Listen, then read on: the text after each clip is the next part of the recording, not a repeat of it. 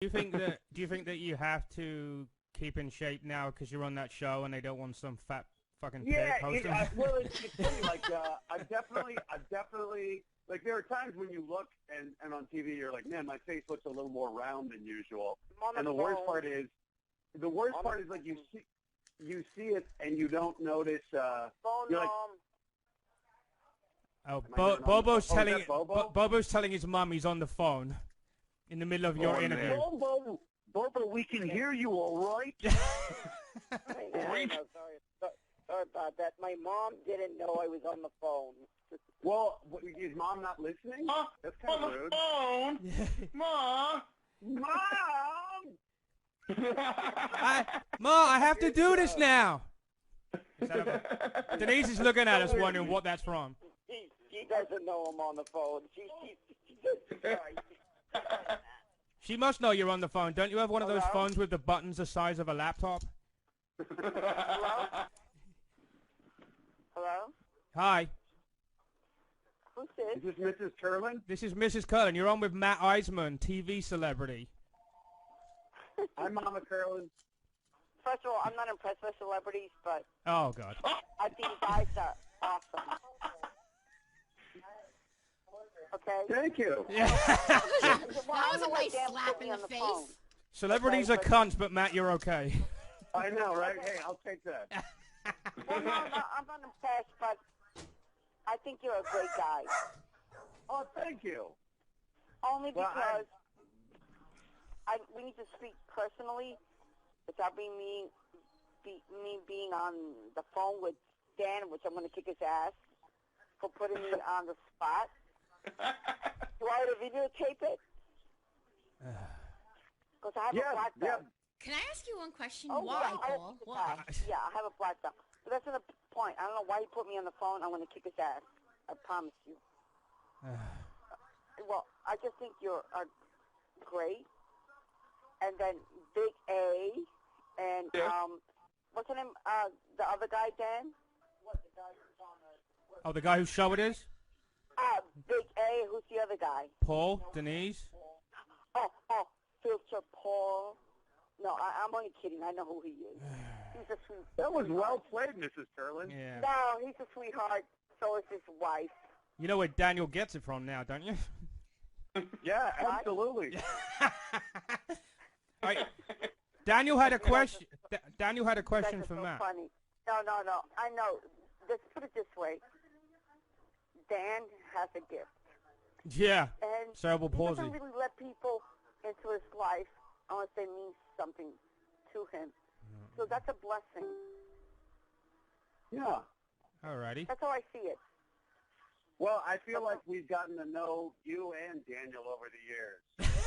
How? You never met me.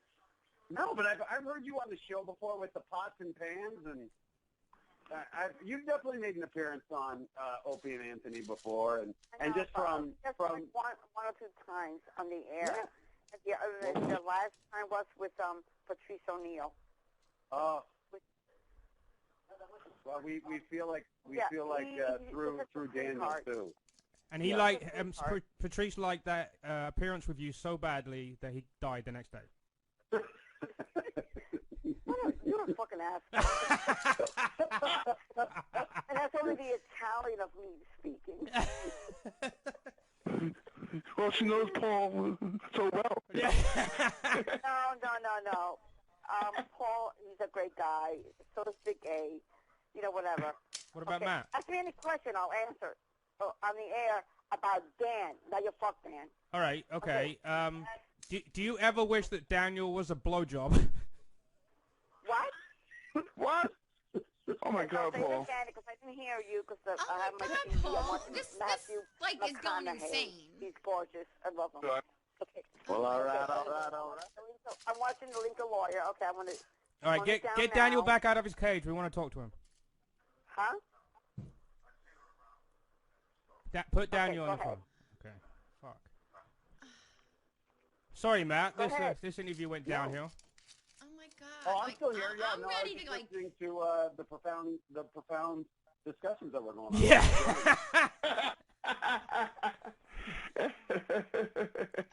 Yeah. I feel like an apology is Guys like are so necessary bad. here. All right, put Daniel back on the phone. I'll put Dan back on the phone. Oh, no okay, shit. here you go. Bye, Mama Carolyn. Take care. Yeah, take care. Jump in front of traffic. Guys, you got to talk to my mom, huh? Yeah. Whoa. That was Oh, needed. sweet. As exciting as talking to you. That was a blessing. I feel like the only thing left is to put Mr. Maloonigans on the phone. Yeah. Okay, Bobo, thanks for your You know reply. what? I definitely haven't missed anything. That can be arranged. Oh my God! Don't put the fucking dog on the Mr. phone. Maloon again. Are we like having a? Oh my God! I mean, Mr. Maloon I'm again. like ready to like. Matt's in the Twilight Zone. He's like, why did I do I'm it? like. Are what you the kidding? This is the stuff I live for. Oh my Going God! to be to put the guy on the phone. Oh my God. Oh my God! You know what? I'm right there with They you. always bark when they hear a doorbell ringing. My head is spinning. Ugh. I can't like. I can't. Bobo, you said you were going to call to ask Matt some questions, so go ahead. Ask away. Ask away. I could call them. Ask Matt a question, all right? What do you think is the craziest outfit you've seen somebody wear on the show? Oh, there's Mr. Maloonigans right there. Oh my God! Mr. Maloonigans didn't like that question, Bobo. Awful question. I think he had the T-Rex. Oh yeah, I saw that video. I'm being heckled by Oh my Mr. God! Maloon. David, call me back when this is. No, this is fucking funny. This is dysfunctional. Oh my God! All right, I get it. That's actually Bobo's sister talking right there. Oh my God! Bobo, tell your sister to shut the fuck up. Hey, guys, Oh my God! Wow. Is Mr. Maloonigans barking, or is this that German chicken video? Yeah. Bobo, don't you know how to put your dog in another room? That's him barking. Sinister, you want to talk? Oh my God. Bobo, put your cock in his mouth, like normal. Yeah? Oh my God, help me! My, Oh, man. All right, Bobo, shut your fucking Yeah? dog up. Shut your dog up. What is it you said? All right, Matt said the T-Rex costume. What is your next question for Matt Iseman, celebrity superstar, American Ninja Warrior, and king of bacon candles? Your biggest right? But being that you're going to be on the upcoming season of Celebrity Apprentice, who do you think was your fellow contestant on that show? You think you became the closest friends with on the set? Did you even film it yet? I would say I actually just had Ricky Williams over for dinner, the football player, and it was interesting because he's actually had a couple businesses himself. He's got a liquor store in Austin. He's opening up a gym out here where you can use marijuana, and it would be a like yoga and all different sorts of lifestyle. But it's interesting because he's a guy who in 2004 was suspended for marijuana use in the NFL. His career was if not ended, was really impacted, lost millions of dollars, and now his association with marijuana is becoming his second business. But he's awesome. He's actually a really quiet guy when I first met him, and then we just kind of hit it off. And Boy George, too. I really enjoyed getting to know Boy George, which is surreal because, like, a couple times I saw him without makeup, and he's a British guy whose dad was like a bricklayer, and so he's a big, solid guy. And when he doesn't have makeup on and he just talks, you're like, this is a dude who would pound beers and beat the shit out of you. Right. And then he comes out with his eye makeup on and his hat, and like, look at Boy George. Yeah. Boy George. It was fun for me because I was clearly going into the season. I have no delusions. I'm the least famous person on the show, or one of the. And so it was cool getting to meet, and like Vince Neil, we were taping in Las Vegas, and Vince Neil comes out to the set on American Ninja Warrior. And next to having Paul and Big A in Philly, that was my favorite celebrity visit of the season. my favorite picture of Boy George was in one of the British. Hold on, my mom wants to speak to you. Who cares? Oh my God, kill me now. He was in the British newspaper with a pound of cocaine on his face. Do you remember that photo? Oh, I never saw that one. It's interesting because he, I think he's 8 years sober or maybe more. Yeah. And he just said it was like he went through everything. Right. Like any drug, any, drinking, all of it that you can imagine. And now he's lost like 80 pounds. He's into chanting and eating healthy. And he's just like, he said there was like years of his life he lost to drugs. He just doesn't remember. But yeah, he said he had some embarrassing times with the press. But it's another thing where what's amazing is, he's had a couple run-ins with the law and with some well-publicized drug incidents. And it's just, you see how in society, like if enough time passes and you got enough talent or people are nostalgic enough for you, like everything comes full circle. You can really be at a low point, and then if you kind of, keep your nose out of trouble, so to speak, or keep your nose out of whatever. Cocaine. People forgive you and they embrace you again. We actually tried to do some assaults on the media on him when he was doing road sweeping in New York City. Do you remember that? Oh, really? Yeah, but I remember the assaults on the media. I didn't know. I don't remember his. So they were doing some live hits with him, huh? No, we were trying to find him at one point. We knew roughly where he was. He was out in like a chain gang type thing. I think it was more like community service. It wasn't like a jail thing, but he was road sweeping in the village. I think it was, which is quite an interesting. The assaults on the media were great. Right. I remember. Actually, I tried one out here in L.A. and I'm yelling "ONA's Party Rock," and it was kind of sad because it ended up it wasn't a live hit. I thought it was a live hit, and they turn and go, "What are you doing?" Sorry, I'm really sorry. I'm not well suited to this. Well, in New York, we were hitting him so much. We hit him like 9 times in the month of November. Me and my friends. They actually started pre-recording like everything. I remember that. Yeah. I remember that. That was great. Yeah. God, it's funny. Like, I'm so on the side of the disruptive entertainment that literally would be like if you guys could have been doing Ninja Warrior, not that we tape it live, right? But you see how vulnerable we are to stuff where people could yell things and throw things at us, right? Although I've got Akbar up there who's 6'6", 260, so we are pretty safe. Although it is sometimes when we're doing stuff, people will heckle us, right? Like occasionally people will if we're doing an intro, it might have been you guys there, but they'll heckle us. I'm like, This guy could come down and crush your skull with one hand. It's so funny how people in the crowd will say anything. Right. Well, the most interesting for me is we were around the back of that on the way out, and all there is like a fucking window washer's ladder up the back of that thing. Oh, yeah. It looks really high-tech, but there's a fucking ladder that you probably have to hold on to. So in Vegas, it was even worse. We were doing, they couldn't secure it because in Vegas, the way they shoot, they use a spider camera, which is suspended like 50 feet above the ground to give them this top-down angle, but it shows the host stand, so like we can't have a permanent ladder there. So they had these rickety ladders, and you're up there in the middle of the night, and you're tired, and so coming down, I'm like, I'm gonna fall and snap my neck, right? Because these cheap asses won't get at the proper ladder. That's fine. But I survived. That would have been a funny video, though, had I done that. Even I have to admit, it would suck for me being paralyzed, but I'd be like, yeah, that's a pretty funny video, tripping and falling, and I would fully expect you guys to mock that in slow motion. I was reading an article about the Daily Mail in England, talking about, who's on the lineup for the new Celebrity Apprentice. Yeah. And you're right at the bottom in the others who made it list. Oh, literally. So there's a commercial. We have a commercial coming out that we shot, and I got a sneak peek at it. And then we shot this in Universal Studios with, it's unbelievable. It's shot on New York Street, and it's like we're going to war. There must have been 100 extras. It made it look like a city in the midst of, explosions, cars overturned.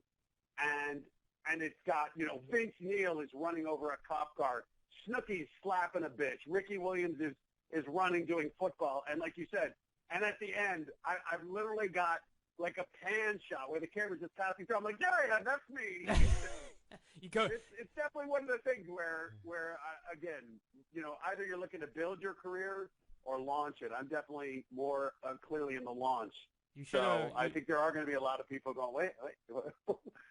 NBC is total nepotism. I know that the only reason I'm on the show is because I'm doing Ninja Warrior, and it was for them a way to scratch their own back or. Who cares? So we know who you are. I'm totally fine with. We know who you are. It gave me a good opportunity to get to meet these people. This tells you how much people have fallen, though, because in that same sentence about the others who made the cut is John Lovitz and Vince Neil. Right? Oh, really? They were. Oh my God. Yeah. It really is brutal. Like I was just, I just did this thing where we got into Ubers out in L.A. They were advertising for Uber Pool, like the carpool version of Uber. And so what they said is, we're going to have comedians, celebrities in cars, and we'll pay for your ride. And they just wanted to like videotape it and show how much fun Uber Pool is. Right. And I'm out there, and like the other comics were people I know who've been out here. And then Paul Rodriguez was out there, and I don't know if you remember, he had a sitcom. He's a Latino comic, right, a.k.a. Pablo. But this guy's been doing it for 30, 40 years. And it was just like, it's so wild how if your career goes long enough, you're going to have points where you're other than Tom Cruise, everybody's kind of got their ups and downs in this career. Not that I'm saying Paul Rodriguez is there, but it was just like, you hope to have a career that goes that long, but nobody stays on top forever. I don't know who half these people are. Yeah. The headline is Tyra Banks, Jessica Alba, and Warren Buffett, and Arnold Schwarzenegger. The next line is Kyle Richards, Brooke Burke, and Vince Neil. I don't know who those first two people are. No idea. Kyle Richards is one of the Real Housewives of Beverly Hills. Yeah. She's Kathy Hilton's sister-in-law, or sister. Right. And then Brooke Burke was like on Dancing with the Stars. She hosted a show called Wild On, which was where she was in a bikini and E, and every guy from the 90s remembers wanking at her. And somehow Snooki's on the next line with Portia Williams. Portia Williams is another. She's a Real Housewife in Atlanta, right? And she's gotten into like 3 fights apparently. She's known for creating a little bit of drama. Yeah, I think they do it on purpose though, just so they fucking. Like literally, I've kind of gotten to know some people who know a lot of those Real Housewives, and one of the things they say is nobody watches those shows to see people getting along. Right. So if you don't create drama, you probably won't be on it. I like that Sister Wives show, which is probably totally gay to watch. But the one girl on there, somebody catfished her off of Twitter, and she's like leaving this guy "I love you" messages and all kinds of shit. And it turned out it was a woman. I don't know how she pulled off the guy's voice, or maybe she had like a voice changer. But she's leaving all these voice messages. So like this whole series was the husband. He's got 3 spare wives, so who gives a fuck if one leaves? But it was it was the good-looking one. There's 2 mediocre-looking ones, and then there's one that's really fucking let herself go. It looks like you in a fucking blonde wig. That was an ugly photo. Yeah. It's amazing to me, though, how compelling some of the reality TV shows are. Right. When you get into it and you see these people's lives. And I think a lot of it is just like getting a glimpse of the dysfunction of other people that makes you feel so much better about your life. It's the same reason I like watching Forensic Files or something when you see the crime and you see, to me, First 48 and Forensic Files I love. I really love First 48. To me, First 48 is the best reality show because you see someone, at times, people confess to murder. And you're like, is there a bigger moment in reality TV than that when someone is forever, their lives are changed. They just confessed to murder. They're going to jail. And to imagine what it must be like. I actually had a nightmare the other night where I was somehow – I'd had to kill somebody, and I tried to cover up the crime, and the cops were coming around, and I just realized what a panicky little bitch I am, because I'm like, they're going to find out. They're going to jail. It was just this sensation of, why did I do it? And what it must be like when you're in there and the cops have you, and you're just trying to lie to them, and they're not buying it. Right. I'm just like, God, I hope it never comes to that. We're supposed to get Dion Graham on our show. He was scheduled in January, but then he had to reschedule. He's the voice of the First 48. Oh, wow. Yeah. He's supposed to be on this show. We had a conflict.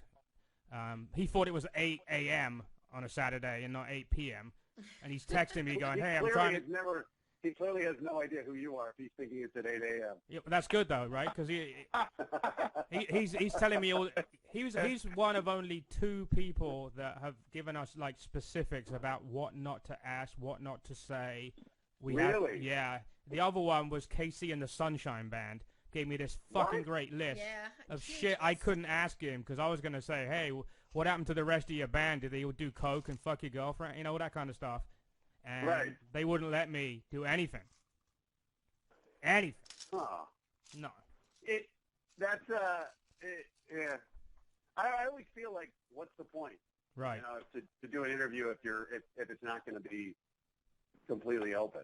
Yeah, it's like that. If they were doing like a press junket and they want to just promote it, I can understand that. But our interview was out of the blue. We like Casey and the Sunshine Band's music, but you know, we want to know the whole shebang. Everybody knows it anyway. It's on Wikipedia. Come on. Right. You know. Yeah, to me, I think one of those things is, you know, when you avoid the big question or the question everyone wants to know, it's a lot less interesting. But if they tackle it, people appreciate the honesty. Right. Yeah. Guys. We had one other show people on, and we did a good interview with them. They said all kinds of stuff. They were they were open, just like how you are. And I got a call from their rep saying, "Oh, there's this thing you talked about as part of the show that we don't want in the show." One sentence I had to edit out. Wow. And I'm like, okay. Whatever. And it was the stupidest thing, It was, I'm not going to say what it was on air, but, it was, it was tantamount of you saying, Paul, you can't say there's a ladder up behind my... Right. Yeah, it was like that. I'm like, okay. I expect them to say, hey, Guys. Yes. Yeah, do you know why that is? Because nobody really wants to hear the truth. Yeah, you're right. And I think people I'm an bullshit meters. Yeah, exactly. I'm an RN, and I'm an addiction counselor and whatnot. Nobody really wants to hear the truth. They want to sugarcoat it. Yeah. Right. Okay? And that's freaking bullshit. I really think it's great what Matt is doing and what you guys are doing, Paul and Big A. You guys hit it on the nail. Nobody wants to hear the truth. Right. Yeah. And it's sad. We did an interview. My brother went to forensic science, and my brother is a cop in Orlando, and my brother, he's retired now. He's doing EMT and home health attendant, but he was also a federal cop. It's freaking messed up, and everybody wants to sugarcoat everything. And it's BS. Does he stand in front of big lakes? Ask me any questions right now, and I'll answer it truthfully. Okay, how many times did they shoot the alligator? Huh? How many times do they shoot alligators now when they see them? You mean in Orlando? Yeah. It's funny, because the last time I was there, right on the lawn, there was some alligator. You know what I would have done, Mrs. Cullen? If the alligator came running after me, I'd throw Bobo at him. Oh, no, I can shoot, trust me. I would shoot him. Really? Really? Okay. Oh, yeah, yes. So do you have an illegal weapon in New York City? Oh, no, not illegal. By the book. Okay, so are you... No, I do not. Is this in Have case... you been shooting with Ed? What? With Anthony? No, because I love him. That's a different thing, okay? I don't want to go into that, okay? Yeah. So I'm not going to do that. Okay, how about have you been shooting with him previously before December last year? With Anthony? Yeah. Never. Okay. But that doesn't mean that I don't have my license and everything to do everything by the book. Because we do everything by the book. I come from 7 siblings. We do everything by the book. There's cops in our family. We do everything by the book. You know what's really sad, though, is obviously, you know, you shot Bobo at some point, which explains his deformity. Didn't that put you off guns at that point? Guns for that point? No, I didn't. But you know what? I almost became a cop when I was pregnant with him, and then realized, I shouldn't really do it because I just decided not to. Don't you think it's seriously? Don't you think it would be dangerous to have a gun in your house with someone? Bobo's not, you know, the sharpest tool in the tool shed. I don't have a gun in my house. Trust me, I don't. Good. No problem. He might want to put. We can throw the dog at him. He might want to put us out of our misery. No, it's just hard. Trust me, he has a good heart. No, never. Yeah, shame he hasn't got a good brain. Well, we can't have everything, can we? No one's perfect in this life. Can we say that? No. But I'll just say this, that what you get is what you get with Bobo. He has a good heart. He knows how to trust people, and he's a sweetheart. And you'll have a friend for life. And I feel like I was blessed with him. That's how I have to see it. And I can handle it, and he's a sweetheart. Matt would like to take him out for dinner. Matt would like to take him out for dinner. You want to take who? Bobo. Right, Matt? We definitely... He can pay. He's got a credit We'll go card. to F.H. Riley's when I'm in town next. Yeah, we'll go. We're in. That'll be great. We'll make it an event. Yeah. And make him pay for it because he has a credit card. You damn right. Yeah. God damn it, you're right. Yes, make him pay for it. I don't think they'll take a case of fucking bacon candles as payment for dinner, so I don't know if Matt... And you know what? And I'll freaking cook because I'm a damn fucking good cook. Oh, my God. Yeah. That's it. I'm a great cook. I think you should make a video. We should make a video on the Hallmark channel of Bobo and Matt cooking something. Oh, yeah. I'll film That would it. be a great... Well, we'll have to get him on Home and Family. Yeah. I mean, I'll film it. Yeah. I'll film it. I'll do it. They have a TV studio. It's okay. I know Daniel's in L.A. That's the problem with Bobo. Why? He absorbs everything in his mind. You know what? You freaking try to argue with him, you won't win because everything is absorbed in his mind. Wow. He just told me, this filmed in L.A. Like I didn't know that. Like he needed to tell me that. He has to take the short bus to L.A. No, you can't take a bus to L.A. I know that. I'm not stupid. Like I said, I graduated from college. I'm an RN. You know, whatever. I worked in medical research. Really? Did you experiment on your son? Did you rescue Bobo from one of your laboratories?